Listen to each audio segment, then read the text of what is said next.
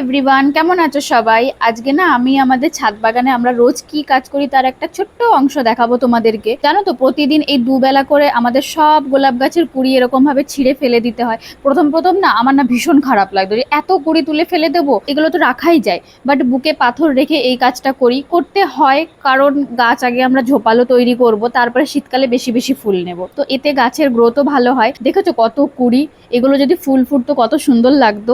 এটা তো শুধু হাফ গাছের কুড়ি, এখনো অনেক কুড়ি তোলা বাকি আছে, সব ফেলে দিতে হয়। ভিডিও করব বলে না ফোনটা ওপরে রেখেছিলাম, এমন হাওয়া দিল সোজা নিচে ধপাস হয়ে পড়লো ফোন। কি ভাগ্যিস ফোনটা ছাদ থেকে পড়ে যায়নি, তাহলে তো আমি কেঁদে কুলকিনারাই পেতাম না। মাধবী লতাতে ফল হয়েছে, এ দেখো কি সুন্দর কামরাঙ্গা, হ্যাঁ কামরাঙ্গার মতন দেখতে ফলটা।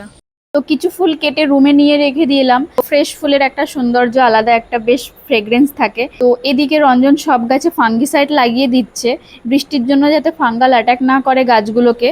তো যেহেতু টবে লাগানো, তো বুকে হাত রেখে আজকে যত ফুল আছে সব কেটে ফেলে দিতে হবে।